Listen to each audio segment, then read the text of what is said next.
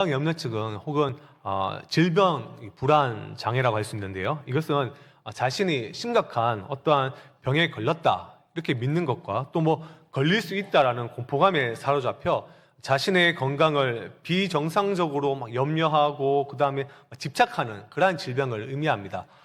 저는 가끔 몸이 좋지 않거나 힘이 들면 와이프에게 늘 이렇게 얘기합니다. 내가 무슨 큰 병에 걸린 건 아니냐 이렇게 묻습니다. 이것도 한두 번이 아니라 여러 번 제가 물어보면 아내는 이제 이렇게 답합니다. 병원에 가보든지 나에게 묻지 마라 이렇게 이제 답합니다. 저는 제가 건강염려증이 있다라고 한 번도 생각해 본 적이 없습니다. 지금도 그런 생각을 하고 있습니다. 혹여라는 마음에 이제 물어보는 건데요.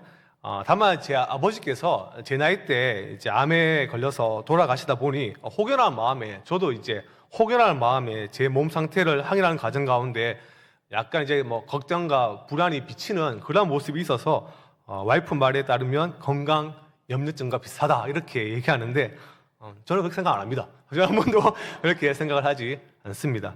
요즘 많은 현대인들이 자신의 건강을 챙깁니다. 좋은 영양제를 먹고 또한 규칙적으로 운동도 하고 또 정기적인 건강 검진도 받고 있습니다. 또한 건강한 생활 습관을 만들고자 노력하는 이들을 제 주변에서도 많이 발견하게 됩니다. 정말 오늘 많은 사람들이 자신의 건강을 정말 잘 챙기고 있구나라는 것을 현실적으로 느끼고 있습니다. 자신의 건강을 챙기는 거 너무나도 중요합니다. 좋은 것을 먹고 그 다음에 열심히 운동해서 아프지 않고 건강하게 사는 거 그거 복된 삶입니다. 그런데 한편으로 이런 생각이 들었습니다. 오늘날 많은 현대인들이 자신의 건강을 이렇게 관심을 가지고 챙기는데 신자인 하나님의 자녀인 우리는 영적인 건강에 얼마나 많은 관심을 가지고 살아가고 있을까? 그리고 정말 우리는 건강한 교인이다라고 말할 수 있을까? 이러한 생각을 해보게 되었습니다. 예전 어느 목사님이 설교 가운데 한국교회는 병들었다 이러한 설교를 너무 자주 하신 것이 기억났습니다. 그때 그 말이 참으로 듣기 싫었습니다. 한국교회가 비록 사회적으로 질타를 받고 비난 가운데 있다 할지라도 병들어 죽기 직전이다 이러한 표현은 너무 가격한 표현이라 저에게는 굉장히 거북했습니다. 교회는 왜냐하면 절대로 망하지 않기 때문입니다. 한국교회가 병들었다 이렇게 말하기보다 조금 더 좋은 표현이 없을까라는 그러한 생각을 하고 기도를 한 적도 있습니다.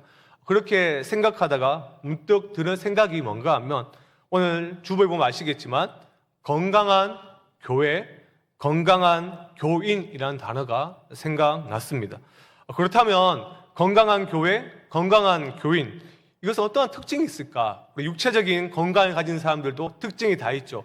정신적으로 건강하고 규칙적으로 운동을 하고 동일하게 건강한 교인도 특징이 있습니다. 무려 10가지가 되는데요. 다음 화면을 열어주시면 첫 화면을 열어주시면 10가지가 있습니다. 보시면 제가 읽어드리겠습니다. 설교를 잘 듣는 것. 두 번째가 성경을 많이 읽고 연구하는 것. 세 번째가 복음에 흠뻑 젖어 살아가는 것. 네 번째가 참된 회심자. 그 다음이 복음 전도자. 그 다음이 헌신된 성도. 그 다음에 날마다 훈련을 추구하고 또한 성장하는 제자이며 겸손히 그렇게 그리스도를 따르는 자. 마지막으로 기도하는 용사. 이것이 건강한 교인의 특징입니다. 주어진 시간이 충분하면 저와 서 목사님께서 10가지 특징을 다 살펴보고 우리가 이렇게 대화를 하면서 이 부분에 있어서는 우리 성강교회가 건강한 지표다라고 생각되어지면 그런 부분들은 건너뛰도록 하겠습니다.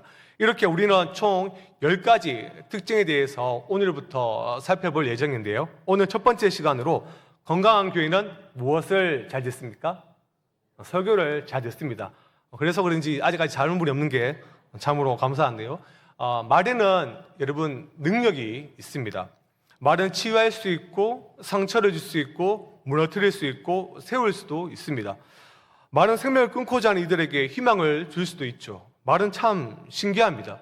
연약한 피조물인 인간에게도 이러한 말의 능력이 있거늘 하물며 전능하신 하나님의 말씀은 더 큰 능력과 권세가 있습니다.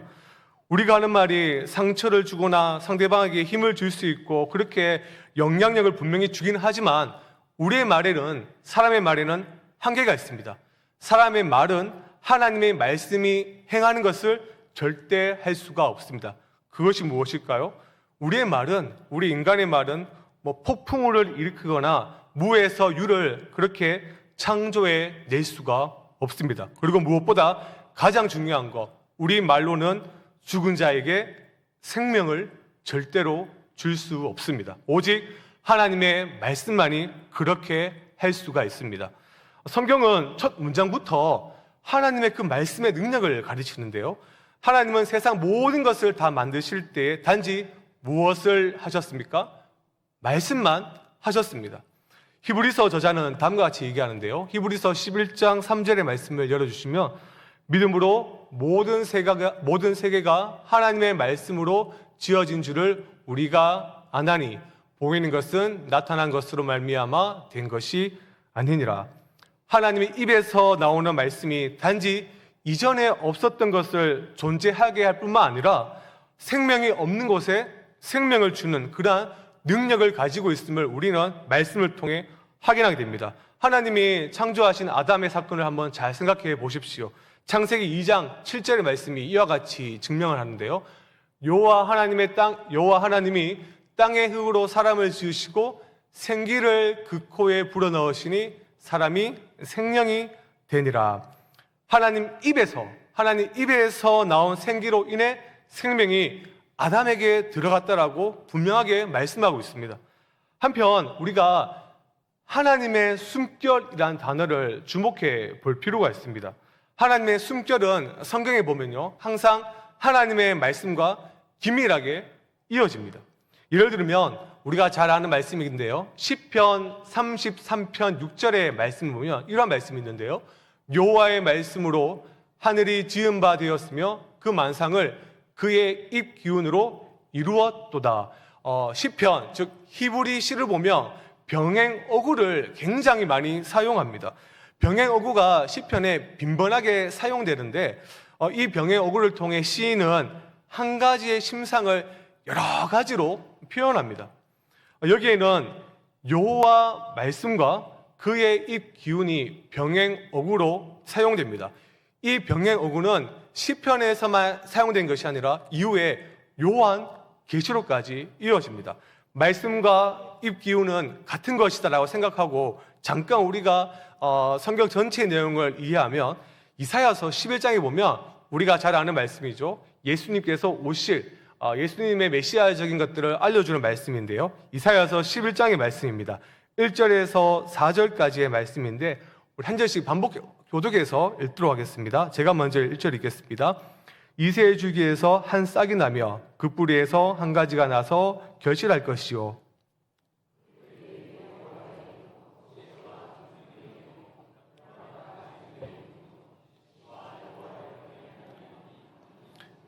그가 여호와를 경외함으로 즐거움을 삼을 것이며 그의 눈에 보이는 대로 심판하지 아니하며 그의 귀에 들리는 대로 판단하지 아니하며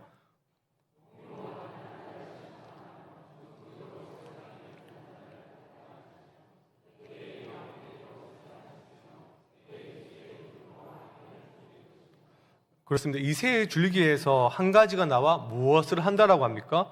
공의로 이 땅을 심판을 할 것이다 라고 성경에 기록되어 있죠. 근데 마지막 우리가 읽었던 4절의 말씀을 보면 그의 입술의 기운으로 악인을 죽일 것이다 라고 기록되어 있습니다. 그의 입술의 기운, 이것이 과연 무엇일까요? 바로 우리가 읽었던 시편 33편 6절의 말씀을 생각해 보면 금방 답이 나옵니다. 바로 하나님의 말씀입니다. 이것은 비단 시편 저자 혹은 이사야에서만 나오는 말씀이 아닙니다.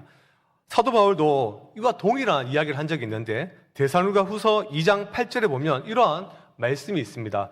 그때 불법한 자가 나타나리니 주 여호와께서 그다음 나오는 단어가 무엇입니까? 그 입의 기운으로 그를 죽이시고 강림하여 나타나심으로 패하시리라. 그 입의 기운, 여기서 말하는 불법한 자는 적 그리스도를 의미합니다. 적 그리스도를 심판할 때 무엇으로 심판하십니까? 하나님의 말씀으로 심판하십니다. 또한 이러한 사상을 동일하게 성경에 이어지는데요. 마지막 성경책이 무엇입니까? 요한계시록에 보면 사도 요한이 이렇게 이야기합니다. 요한계시록 19장 11절부터 21절 말씀 가운데 11절과 14절, 19절부터 21절의 말씀을 제가 한번 읽어드리겠습니다. 또 내가 하늘이 열릴 것을 보니 보라 백마와 그것을 탄 자가 있으니 그의 이름은 충신과 진실이라. 그가 공의로 심판하며 싸우더라. 14절에 보면 하늘에 있는 군대들이 희고 깨끗한 세마포 옷을 입고 백마를 타고 그를 따르더라. 19절부터 21절의 말씀인데요.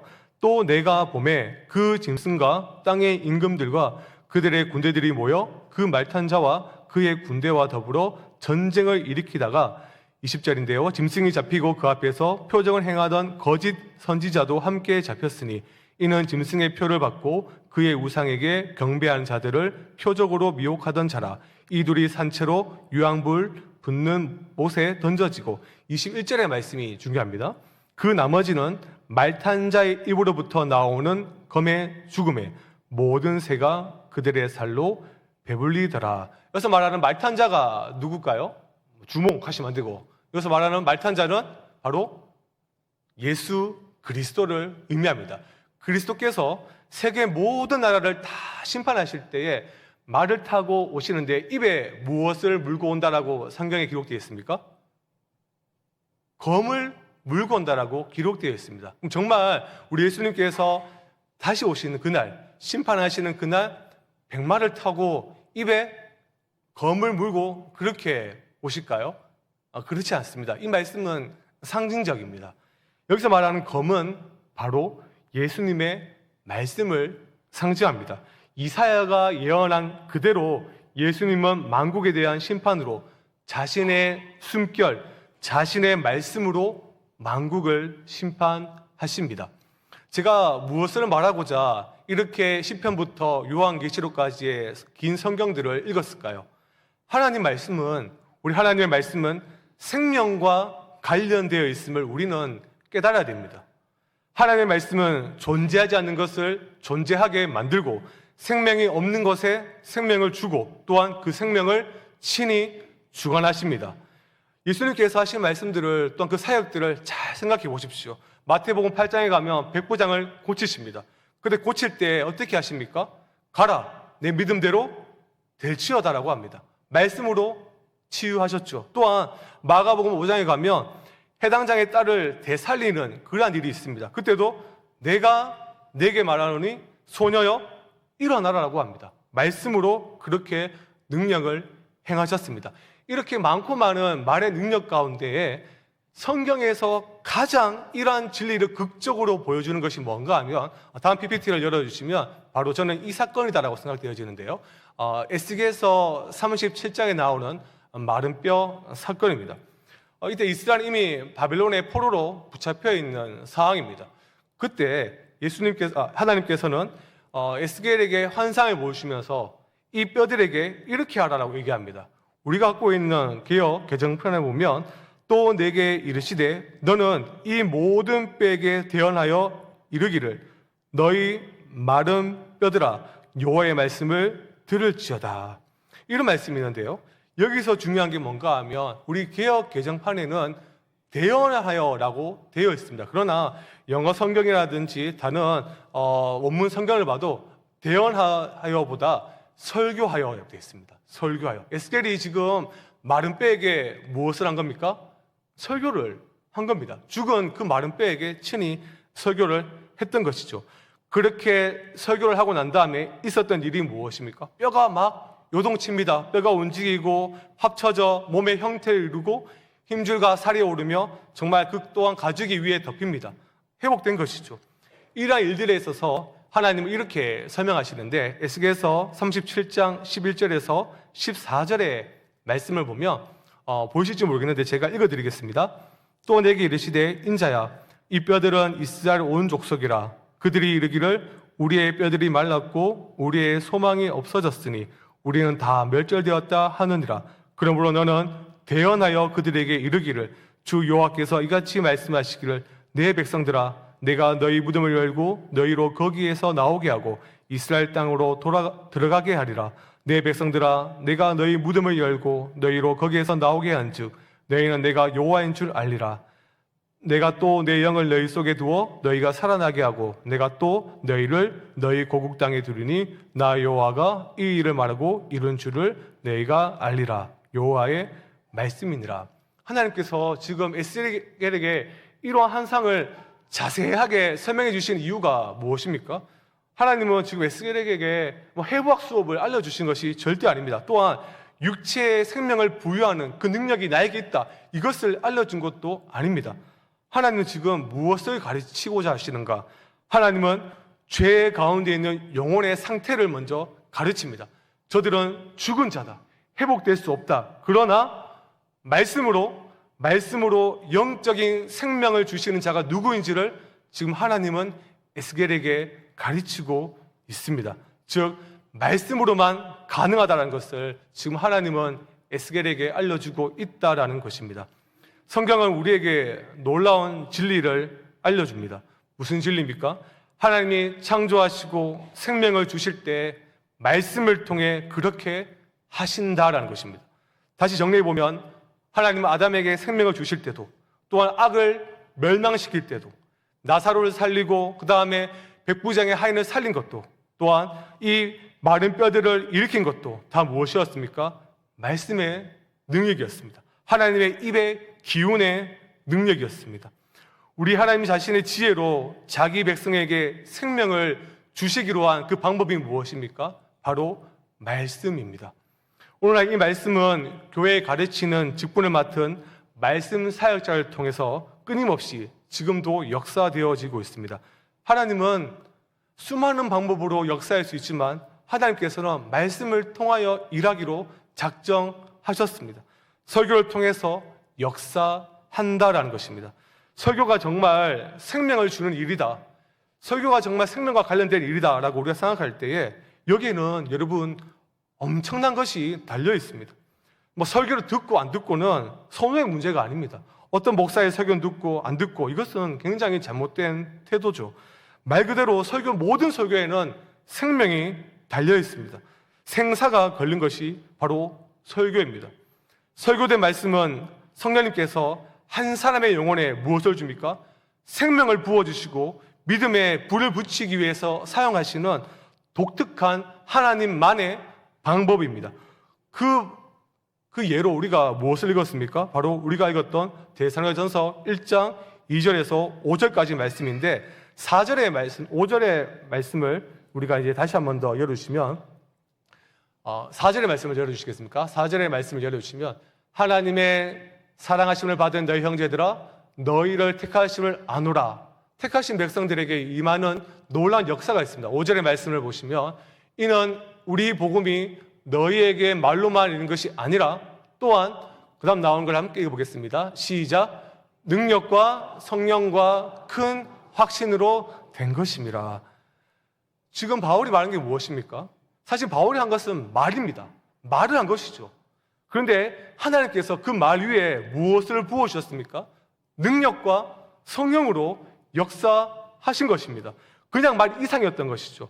그것은 능력으로 더듬혀지고 성령님이 불을 붙인 말씀으로 이전에 아무것도 존재하지 않았던 그 교회에, 그곳에 영적인 생명을 불어넣어 주셨다라고 바울이 이야기를 하고 있습니다.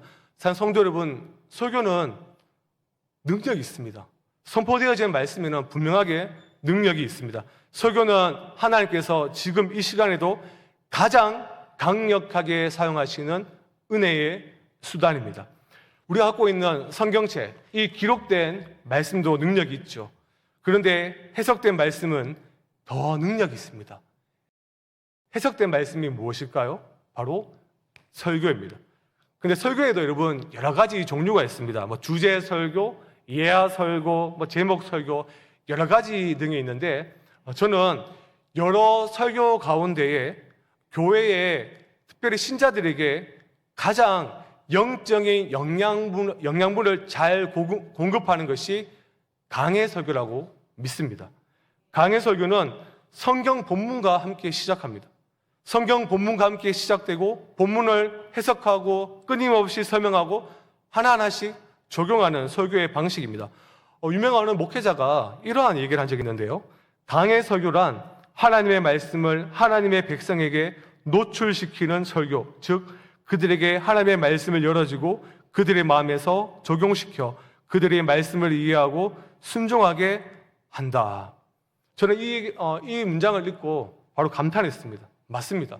이보다 더 좋은 표현은 없습니다. 강해 설교는 우리가 주일 오전 때 듣는 이런 모든 강해 설교는 사실 하나님의 말씀이 그대로 우리에게 노출되는 위대한 시간입니다.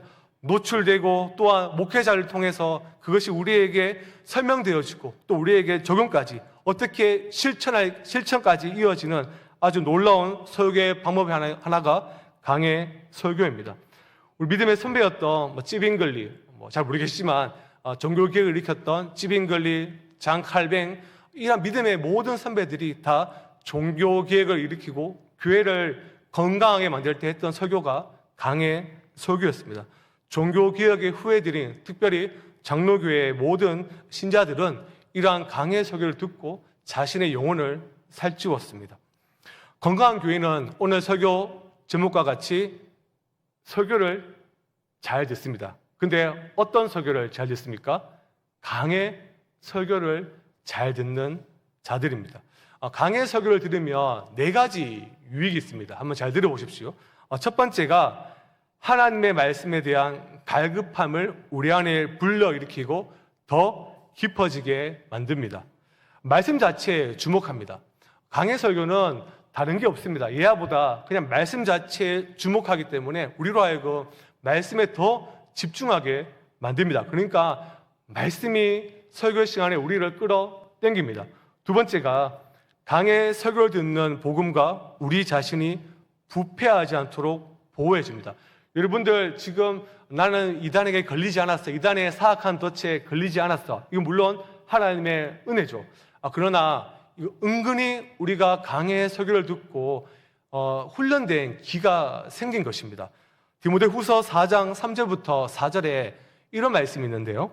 때가 이르니 사람이 바른 교훈을 받지 아니하며 기가 가려워서 자기의 사역을 따를 스승을 많이 두고 또 그 길을 진리에서 돌이켜 헌탄한 이야기를 따르리라. 강해 설교를 교회에서 선포하지 않을 때 거짓 선생 누굽니까? 이단들이 교회에 정말 진입하기가 쉽습니다.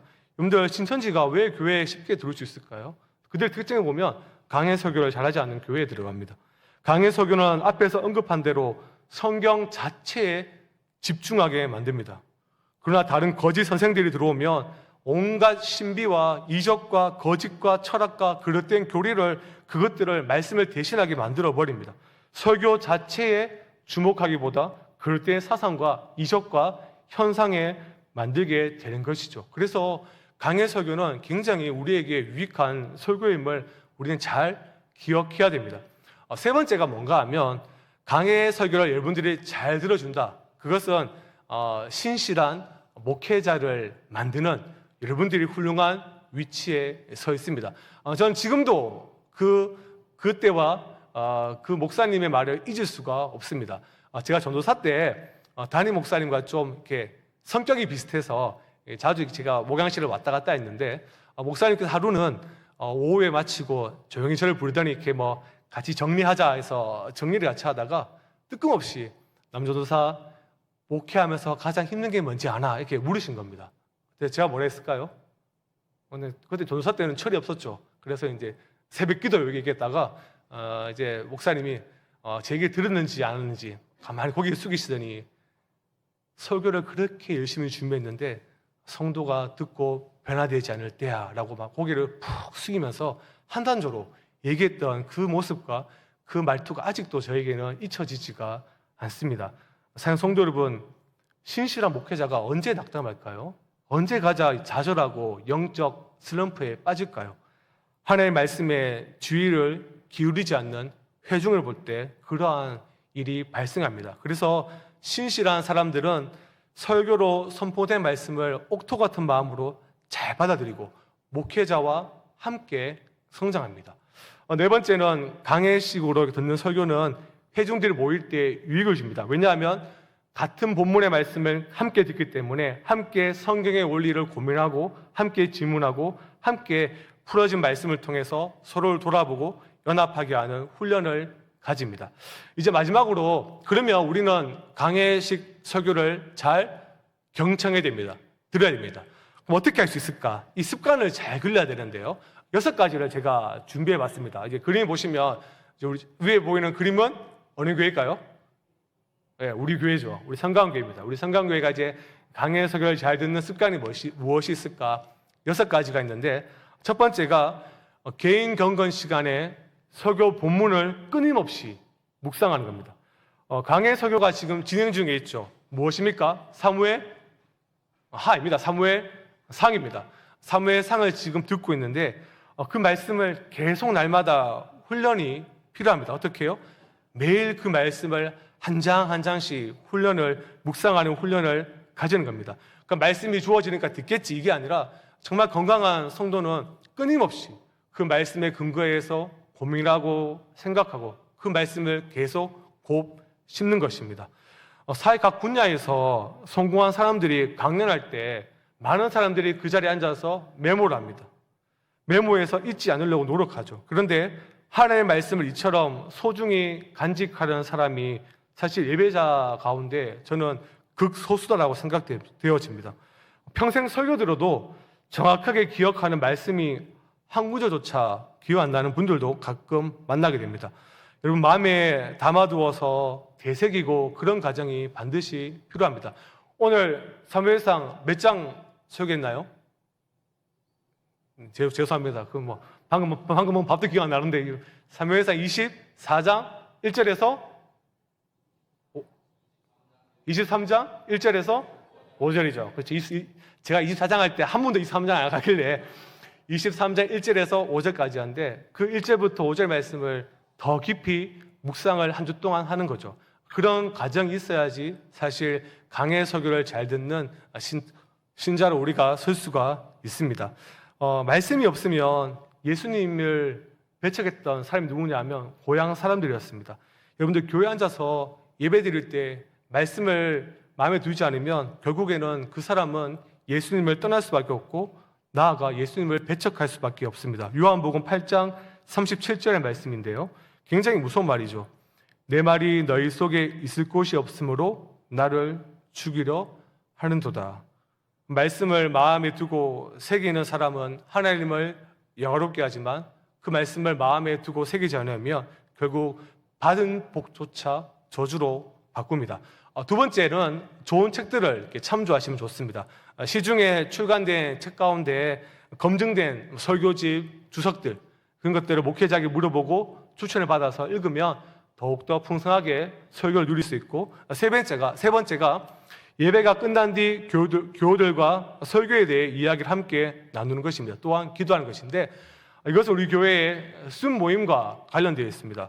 예배가 끝난 다음에 맛있게 식사하고 돌아와서 모여서 영적인 이야기만 해 주십시오.